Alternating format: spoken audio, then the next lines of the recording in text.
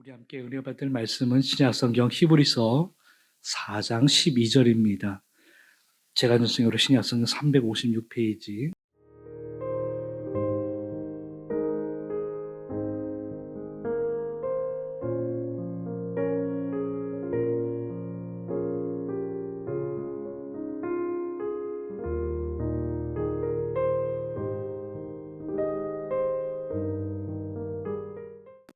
계속해서 우리가 사순절 기간 안에 있습니다.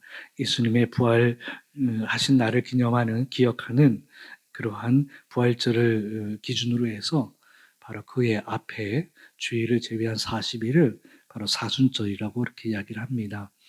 교회에서 지켜지는 그런 절기 가운데서 또한 못지않게 중요한 절기이고요. 이 사순절 안에는 우리가 계속해서 우리가 말씀을 나누는 것처럼 예수님께서 이 땅에 오신 이유, 또 이 땅에 오셔서 어떤 일을 행하셨는가에 대한 것, 그 중에서 특히 우리가 이제 고난 주간을 통해서 예수님의 고난의 흔적, 그분께서 왜 그렇게 모욕을 당하고 아픔을 당하고 심지어 죽기까지 희생하셨는가, 그것에 대한 의미를 조금 더 넓게, 짧게는 고난주간 안에 우리가 그 묵상하는 기간이라고 한다면 조금 더 길게는 사순절 안에 우리가 이 기간 안에 바쁘고 분주한 일이 많지만 그래도 순간순간 예수님께서 나를 위해서 어떤 일까지 하셨는가에 대한 것을 깊이 생각하고, 또 예수님의 이름으로 살아가는 사람들, 예수의 사람으로 살아가는 크리스찬들에게, 성도들에게 어떤 삶의 지금까지는 내 생각대로 살았던 삶이었지만, 그렇지만 예수님을 믿는 사람으로서 이제 조금 한 가지라도 더 예수님의 마음으로 살아가는 삶을 살고자 다짐하고 그렇게 실천해보는, 그렇게 한번 살아보는 그러한 기간이 바로 이 사순절이라고 할 수 있겠습니다. 그런 사순절 안에 특히 또 올 한 해 우리가 교회적으로 함께 또한 기도의 제목을 삼고 목표를 삼고 주님께로 좀 더 가까이 할 수 있는 것들에 대해서, 가까이 하는 방법, 가까이 함으로 해서 얻어지는 그러한 혜택 내지는 그런 은혜들이 무엇인가에 대해서 함께 우리가 고민하면서 해보면서 경험한 것에 대해서 간증할 수 있는 그런 기간을 올 한 해 우리가 잡고 있는데, 그렇게 주님께로 가까이 할 수 있는 사순절 기간 안에 주님께로 좀 가까이 할 수 있는 방법들이 무엇일까? 1월 달에서는 우리가 조금 더 주님께로 가까이 할 수 있는 방법이 무엇인가에 대해서 생각해 보면서 바로 여러 가지 것들을 생각해 보았는데, 우리가 지난달에는 예배 속에서 생각해 보았고, 오늘은 이번 3월 달에는 바로 교회에서, 교회에 머무르면서 교회 공동체 안에 믿음의 사람들끼리 어울리면서 주님께로 가까이 할 수 있는 게 무엇인가에 대해서 함께 생각해 보고, 그렇게 우리의 말씀, 신앙을 좀 다져보는 그런 시간이라고 할 수 있겠습니다. 그러는 가운데서 교회라고 하는 것이 무엇일까? 단순하게 건물로 지어진 어디에 주소를 두고 건물을 가지고 있는 그것이 교회인가? 엄밀히 말하면 그건 교회라고 말하지는 않습니다. 소위 말하는 예배당이라고 표현을 하는, 함께 모여서 함께 신앙의 교제를 나눌 수 있는 장소일 뿐이지 그거는 교회라고 말하지는 않아요. 통상적으로 교회라고 표현을 하지만 엄밀하게 생각해 보면 교회라고 하는 것은 바로 믿는 사람들끼리의 모임이라고 할 수 있겠죠. 하나님을 천지 창조주로 믿고 우리가 그분을 아버지로 섬기면서 예수를 믿는 사람들, 예수님이 나를 위해서 죄를 용서해 주시고 죄의 값을 내 대신 치러 주시고 그렇게 하신 그 사실, 그걸 믿는 믿음의 사람들끼리 모여진 그런 모임이 바로 교회라고 할 수 있겠죠. 그 교회 안에는 그냥 그렇게 믿는 사람들끼리 모여서 있는 모임이 전부냐? 또 그것만은 아니에요. 그 교회라고 하는 모임 속에서는 바로 우리가 오늘도 살펴보지만 지난번에도 살펴본 그런 내용들을 가만히 살펴보면 알 수 있듯이 그 안에는 하나님이 계셔야 돼요. 그 안에는 예수께서 계셔야 되고 그 안에는 성령께서 함께 하셔야만 교회다라고 말할 수 있는 것이지요. 우리 사랑하는 성도들, 믿음의 삶에서 우리 원북 성결교회가 바로 그렇게 하나님이 함께 하시고 또 예수님이 함께 하시고 성령께서 함께하는 온전한 교회가 되기를 간절히 바라면서 우리가 그런 교회로 만들어갈 수 있는 우리 성도들이 되어지기를 주의 이름으로 축원합니다. 그렇게 하기 위해서는 바로 이곳에 하나님이 계실 수 있도록 우리가 터전을 마련을 해야 된다는 것이지요. 그래서 그 중에 하나가 바로 오늘 우리가 살펴보자 하는 이거예요.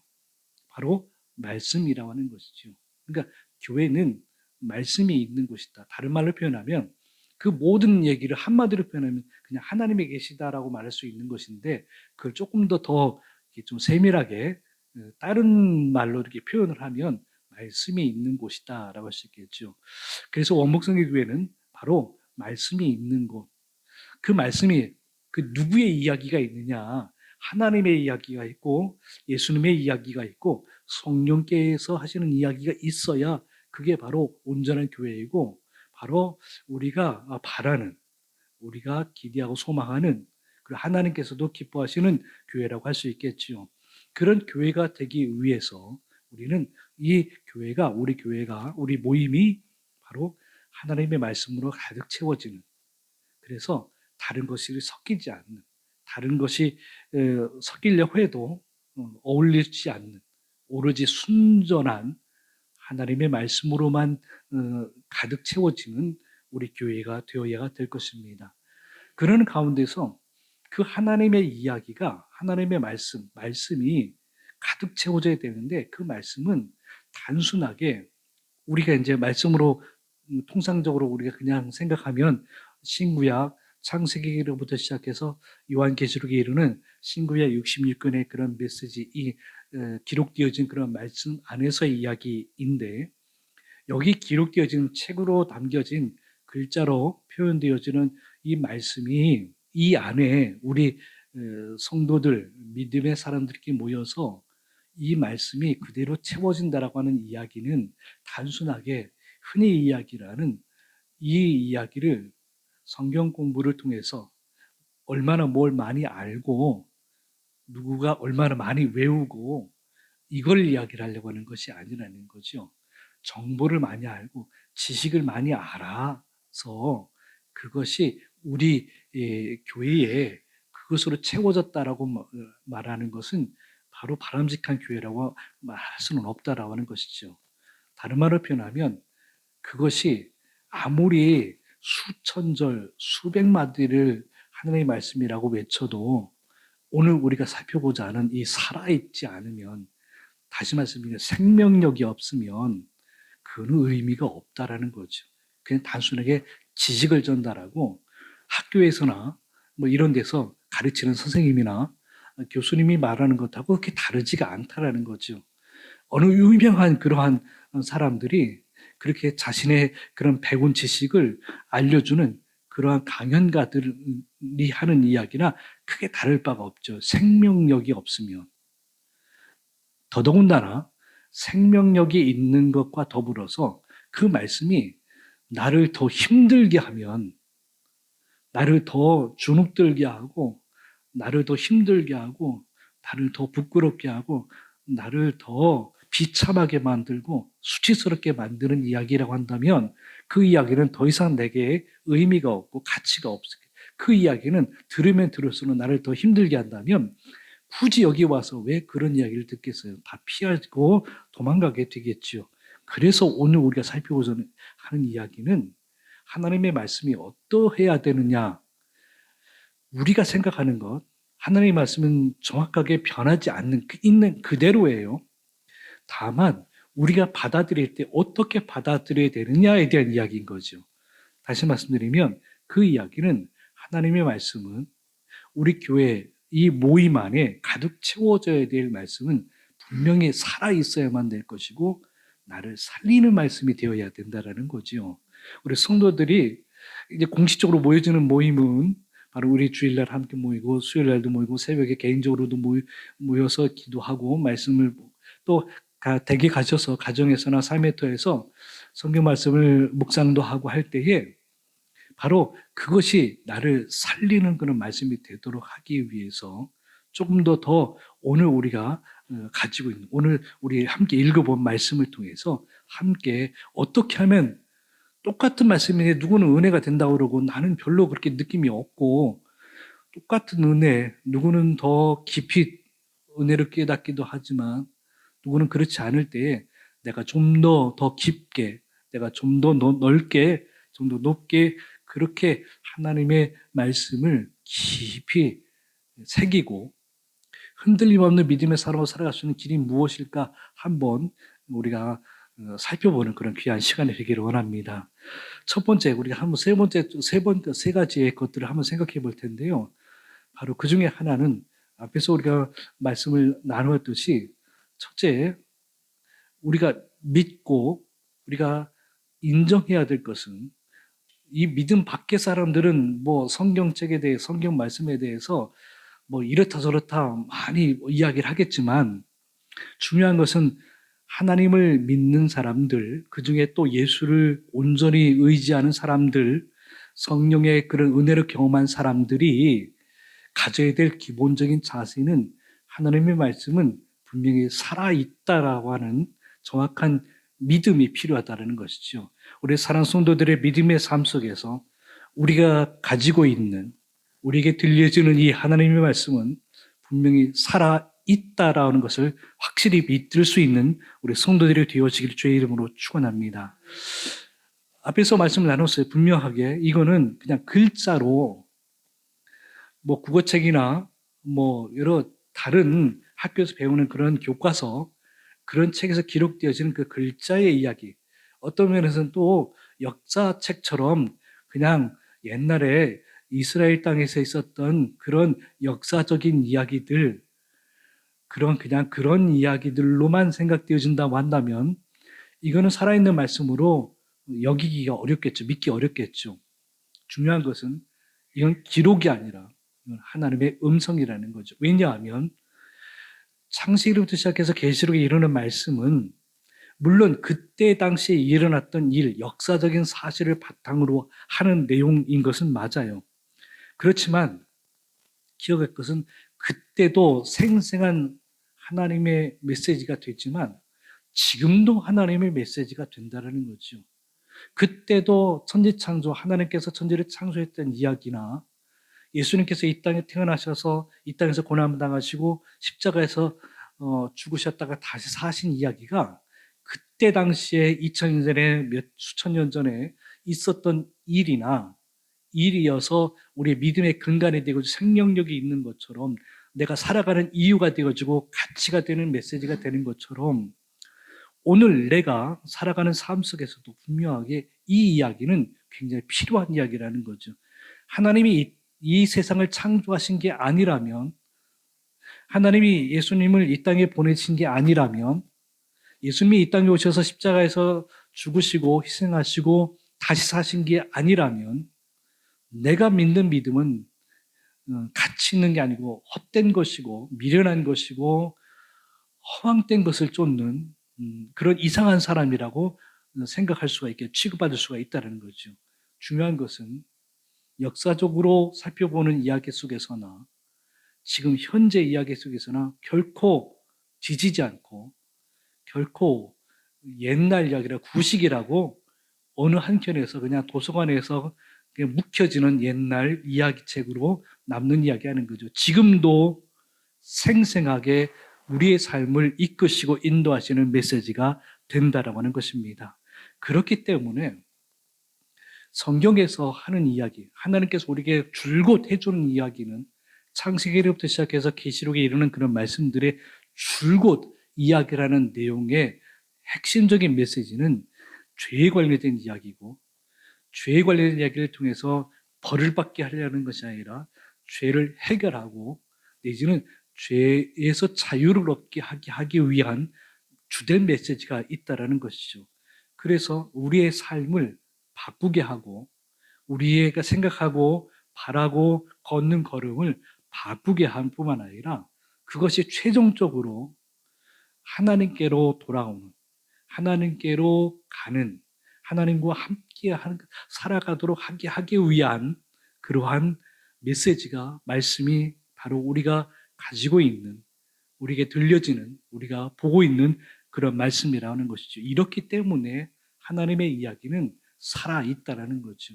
그때도 그렇지만 지금도 그렇고 신앙의 선조들도 그 말씀 때문에 위로받고 힘을 얻고 회복되어지고 소망을 가진 것처럼 지금도 우리에게도 또 우리 믿음의 후손들에게도 계속해서 시간이 흐르고 상황이 바뀌어도 분명히 이 말씀은 그때도 신앙의 선조들에게도 가치 있는 말씀이고 생명력 있는 말씀인 것처럼 지금도 내게 있어서 가치 있고 의미가 있고 이거는 다른 것하고 양보할 수 없는 나의 이야기가 되는 것처럼 또 내 믿음의 후손들에게도 충분하게 그럴 만한 이유가 있다는 것을 알려주는 말씀이라는 것을 꼭 기억하기 원합니다. 하늘의 말씀은 단순하게 교훈으로 자리 잡는 게 아니에요. 실질적인 내 삶 속에서 내가 힘들 때, 내가 즐거울 때에, 내가 외로울 때에, 내가 아플 때에, 내가 참 많이 버거운 삶 속에서도 분명히 하나님의 이야기는 나에게 있어서 꼭 필요한 말씀이 적혀 있다는 것이고 들려진다는 것이고 보게 하신다는 거죠. 이게 바로 살아있는 말씀이라는 것을 알 수 있습니다. 우리 성도들에게 다시 한번 간곡히 부탁드리는 것은 진짜 이런 말씀이 살아있다라는 것을 분명하게 꼭 기억하기 원하는데 이게 단순하게 그냥 난 잘 모르겠는데 그냥 믿으라고 하니까 믿겠다라는 말이 아닌 실질적으로 삶 속에서 생활적인 부분에서 살아가면서 진짜 내가 겪어보니 하나님의 말씀이 살아있더라라는 것을 경험할 수 있도록 한 번쯤은 한번 말씀을 좀 가까이 할 수 있는 말씀에 좀 더 가까이 한 번 더 보고 한 번 더 듣고 한 번 더 볼 수 있는 우리 성도들이 되어지기 원합니다. 그럴 때에 하나님은 놀라운 은혜를 부어줄 것입니다. 또 하나는 기억할 것은 거기에 하나님의 말씀은 어떤 의미를 가지고 있냐면 우리가 단순하게 하나님은 어떻게 생각하실까? 하나님 나에게 어떤 말씀을 해줄까?에 대한 그러한 궁금증에서 시작을 하겠지만 그러한 궁금증에서 마무리는 무엇으로 마무리되냐면 하나님을 만나게 될 수 있다는 거죠. 하나님의 생각이 궁금해서 하나님이 나를 어떻게 생각하실까? 하나님은 나를 어떤 사람으로 만들어 가실 것인가? 하나님은 내가 어떻게 해주길 원하는가에 대한 궁금증에서 말씀을 보기 시작할 수 있어요. 지금 어려운 문제를 해결하기 위해서 하나님 어떻게 어떤 것을 선택하면 어떻게 하면 될까요?라고 하는 궁금증에서 말씀을 보고 듣고 읽어가기 시작하겠지만 그러나 그 시장 그렇게 시작하면서 마지막은 말씀 속에서 하나님을 보게 된다는 거죠. 우리 성도들의 삶 속에서 이 말씀 속에서 창세기부터 시작해서 말라기에 이르는 또 계시록에 이르는 그런 말씀 속에서 하나님을 볼 수 있는 우리 성도들이 되어지길 주의 이름으로 축원합니다. 하나님은 분명히 거기 계시고 하나님이 거기 계시기 때문에 볼 수 있다는 것이고 만날 수 있는 것입니다. 두 번째로 하나님의 이야기는 앞에서 살아있다고 했죠. 근데 살아있는 이야기가 어떻게 보여지냐라는 거죠. 살아있는 것은 어느 정도 우리가 감을 잡을 수 있겠죠. 그럴 수 있겠다 싶겠죠. 그런데 하나님의 말씀 살아있더라도 그냥 수만 붙어 있을 정도로 간당간당하는 그냥 어린 새싹처럼 그냥 바람에 그냥 쉽게 부러질 것 같은 그리고 가뭄에 쉽게 메말라 버릴 것 같은 그런 큰 어떤 위협에서 아무런 능력이 없는 아무런 영향을 주지 않는 살아있는 것은 있는 것은 알겠지만 그게 나에게 어떤 영향을 주겠는가에 대한 것을 한번 우리가 생각해 보고자 하는 것입니다. 하나님의 말씀은 수많은 사람들이 그렇게 간증들도 듣고 수많은 사람들의 이야기를 우리가 보게 되어지는데 참 저 사람은 저렇게 살면서 참 힘들 때에 저렇게 하나님 만나서 참 부럽다. 근데 나는 저 사람은 저렇게 하나님을 진짜 매어 달려가면서 간절하게 진짜 외치고 진짜 삶의 밑바닥까지 그렇게 곤두박질 쳤을 때에 하나님 붙잡고 그렇게 살아가더니 끝내 저의 삶이 회복되어지는 것을 어찌 보면 욥처럼 그렇게 변화되어지는 모습, 그리고 은혜 받고 복 받는 그런 모습을 보면서 참 역시 하나님 살아계시는 것은 알긴 알겠지만, 그렇지만 나에게는 어떠한 하나님이라는 거죠. 저 사람에게는 저런 놀라운 하나님이 보여지는데 내게 믿는 하나님은, 나에게 함께 하시는 하나님은 아무런 영향을 주지 못하는 하나님처럼 느껴질 때에 기억할 것은 내 삶 속에 끊임없이 하나님은 다가오신다라는 거죠. 오늘 말씀 속에서 그 하나님의 말씀이 어느 정도로 파고드냐면 10년 골수까지 쪼개긴다고 하셨죠. 관절까지 쪼개니까 다시 말씀드리면 사람이 건드릴 수 없는 부분까지 건드린다라는 거죠. 말 한마디로 물론 사람들끼리의 그런 생활 속에서도 이렇게 서로 인간관계 속에서 우리 가정 속에서도 말 한마디 때문에 상처받고 힘들어하면서 수십 년, 십수년 동안 고생하시는 그런 분들도 없지 않아 있지만, 여기서 말하는 것은 그거하고 비교할 수 없는 10년 골수 관절까지 다 쪼개는 그런 말씀이라고 하는 이야기는 그 사람의 영혼 깊숙이까지 파고드는 말씀이 있다라는 거죠. 진짜 내게 있어서의 말씀이 뭐냐? 하나님이 나한테 주시는 말씀이 뭐냐라는 거죠. 하나님이 나한테 주시는 말씀, 내 깊은 곳까지.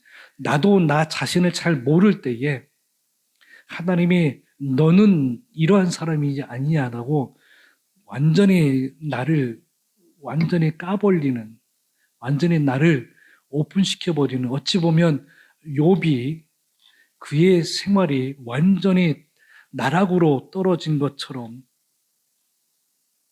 하나님은 그 사람을 굉장히 처음에는 좋게 평가를 했다가 시간이 흘러가면서 완전히 그 사람을 나락으로 완전히 떨어뜨렸잖아요.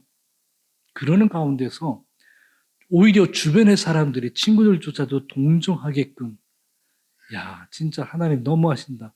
저런 사람 저 사람이 저럴 사람이 아닌데, 저런 벌을 받을 것 같지 않은데, 혹시 너 잘못한 게 뭐 있냐? 우리가 알지 못하는 게 뭐 있냐라고 오히려 묻는 것처럼, 혹시 그런 게 있다면 하나님한테 잘못했다고 해.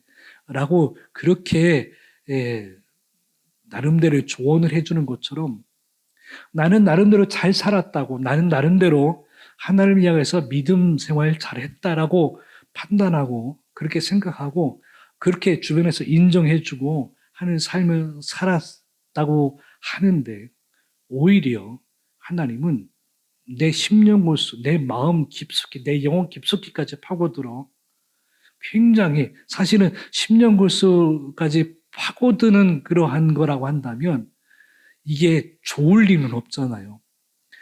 내 삶을, 내 마음속, 내 깊은 곳까지 하나님의 말씀이 파고든다라는 거는, 이거는 결코 좋은 거는 아니에요. 굉장히 아픈 일이에요. 굉장히 진짜 허를 찌르는, 내가 좀 감춰두고 싶었던 것, 하나님은 요건 좀 몰랐으면 하는 것들까지라도 하나님이 다 까버린다, 다 오픈시켜버린다는 거죠. 하나님하고 나하고 1대1의 관계에서 오픈되어지는 거라 한다면 그럴 수 있겠죠. 근데 어찌 보면 욥처럼 하나님하고 나하고의 1대1 관계가 아니라 모든 사람들이 다 알아버리게끔 그냥 다 오픈시켜버리는, 굉장히 우리를 수치스럽게 만들어버리는, 치욕스럽게 만들어버리는, 어찌 보면 예수님이 십자가에서 그렇게 모욕을 죽임을 당하실 때에 진짜 수치스럽게 모욕을 당하는 것처럼 우리는 하나님 앞에서 그렇게 모욕을 당하는 그런 모습들이 이 말씀 앞에 있다라는 거죠. 우리는 어찌 보면 하나님의 말씀이 살아있다라는 이야기를 잠시 우리는 외면해 버리고 싶을 때가 있다라는 거죠. 심지어 하나님의 말씀이 그렇게 대단한 능력이 있다는 것을 알기에 그것까지 들춰지고 싶지는 않아서 피하는 것 아닌가. 하나님의 말씀이 그렇게 나에게 파고들 때 하나님 거기까지만 하십시오. 거기까지. 만약에 더 파고드시면 나는 여기에 안 있겠습니다라고 할 정도로 피해버리는, 도망가버리는 것 아닐까 한번 우리는 생각해 볼 수가 있다라고 하는 것입니다. 심령골수까지 쪼갠다라는 이야기는 그거는 소위 말해서 우리가 병원에서 의사선생님을 통해서 수술받는 이야기, 그런 단순한 이야기가 아닌 거죠. 단순하게 행동을 바꾸고 생각을 바꾸고 그런 게 아니라 여기서 하나님께서 우리들의 심령골수 관절을 쪼갠다라는 이야기는 어떤 이야기냐면 그냥 완전히 우리의 삶을 난도질해 놓으시고 새 사람으로 바꾸신다. 완전히 죽이신다는 거죠. 어찌 보면 번제물에서 각을 뜨는 작업이 될 수도 있다는 거죠. 나의 모든 것을 다 죽이고 새롭게 나를 살리시는 게 바로 능력의 말씀이라는 거죠. 하나님의 말씀이 나를 어떻게까지 하시느냐라는 거죠. 단순하게 내가 듣기 좋은 이야기, 내가 잘 몰랐던 이야기를 좀 알려주는 그런 메시지, 그 정도의 수준이 아니라 하나님은 나로 하여금 내 삶이 바꿔지도록 내가 새 사람이 되도록 하기 위한 작업이 그 정도의 능력의 파워가 있다는 것을 꼭 기억하길 주의 이름으로 축원합니다. 우리가 이러한 말씀 앞에 잘 설 수 있는, 피하지 않고 잘 서서 진짜 새 사람이 될 수 있는 우리 성도들이 되어지기 원합니다. 하나님의 이야기는 이렇게 시작을 합니다. 우리를 판단하신다는 거죠. 앞에서 진짜 하나님 말씀 살아있고 진짜 나를 살리기 위해서 아픔까지도 주시는 참 견디기 어려운 참 버거운 우리들의 삶 속에서 왜 나를 그대로 내버려 두는 이유가 뭘까? 나를 살리시기 위한 연단의 과정이고 그러한 것인데 이 과정을 겪어가면서 이 과정을 지나오면서 기억할 것은 무엇이냐면 하나님의 나를 보고 계시다라는 거예요. 그 과정, 하나님의 사람으로 새롭게 태어나는 그 과정 속에서 누구는 조금 빨리 그 과정을 겪기도 하고 누구는 너무 길게 겪기도 한평생 겪기도 하는 사람들이 있고 참 너무 억울해서 어떤 사람은 너무 짧게 어떤 사람 너무 길게 경험하는 사람들은 짧게 경험하는 사람들에 비하면 참 억울하죠. 좀 이왕 할 거 좀 빨리 좀 하시고 나는 좀 더 복 좀 주시고 은혜 좀 주시고 하셔서 좀 더 많은 사람들한테 좀 자랑스럽게 하나님의 이름을 드러내는 사람 되고 싶은데 하나님은 나에게 계속 이 아픔과 연단의 시간을 이 새 사람을 만드는 과정을 왜 나한테는 길게 주셨을까? 그 길게 하시는 그런 여정 속에서 하나님은 우리를 무엇으로 바꾸시려고 하시냐면 진짜 제대로 되어진 하나님의 사람 만드시기 위한 거라는 거죠. 진짜 하나님의 온전한 사람 만드시기 위해서 바로 우리를 계속해서 관찰하신다는 거죠. 우리의 삶을 돌아보고 계신다는 거죠. 우리의 삶을 조금씩 다듬어 가실 때에 어찌 보면 그 시간이 많이 걸리는 거는 하나님 때문이 아니라 나 때문일 수도 있다는 거죠. 내가 그 하나님의 그런 작업, 하나님의 계획에 어찌 보면 너무 많이 반항을 해서 어찌 보면 너무 많이 거부를 해서 너무 많이 피해서 그래서 시간이 많이 걸린 것 아닌가 한번 그런 생각도 해보기도 합니다. 우리 성도들의 삶 속에서 하나님이 우리의 삶을 계속해서 관찰하시고 살피시는 그런 속에서 그렇게 살피시는 이유가 뭐냐라는 거죠. 앞에서 십년골수로 쪼개는 것도 아픔이 있지만 나를 살리기 위한, 새 사람 되기 위한 것이라고 하는 것처럼 나를 왜 자꾸 쫓아다니면서 이게 잘못됐고 저게 잘못됐고 이렇게 하면 안 되고 저렇게 하면 안 되고라는 이야기를 왜 자꾸 해주시냐면 빚대어진 사람으로 살아가기 위해서 하나님의 빚을 받고 살아가는 사람으로 살아가기 위한 하나님의 호칭이라는 것을 꼭 기억하기 원합니다. 우리는 하나님의 도움 없이는 한시도 살 수 없음에 대한 끊임없는 고백 속에 살아가야 되는 것입니다. 그래서 이 하나님 나를 계속해서 이게 좋은 말로 해서 보호지, 그냥 안 좋은 말로 하면 자꾸 나한테 집착하는 것이고 간섭하는 되는 것인데 그게 왜 그러냐라고 할 때에 하나님 나를 계속해서 하나님의 사람으로 돌아가도록 하기 위한 것을 꼭 기억하기 원합니다. 우리 성도들의 삶 가운데서 바로 지금 이 하나님의 이야기가 어떤 이야기인지 전체적으로 좀 이야기를 우리가 말씀을 나누었습니다. 이려보건대 하나님 말씀은 여전히 살아있고 그냥 단순하게 살아있는 게 그냥 아무런 영향을 주지 않는 것이 아니라 나 같은 사람도 살리시는 하나님, 우리 교회까지도 살리시는 하나님, 그런 하나님의 말씀이 여전히 능력이 있고 파워 있고 우리를 여전히 지키시고 보호하신다라는 것. 우리를 지키시고 보호하시는 것이 결코 부담스럽거나 거북한 것이나 불편한 것이 아니라 오히려 하나님이 나하고 함께 하고 있는 것이 내게서 든든한 그러한 힘이 되어지고 위로가 되어진다는 것을 꼭 기억할 수 있는 우리 성도들이 되어지기를 주의 이름으로 축원합니다. 기도하겠습니다.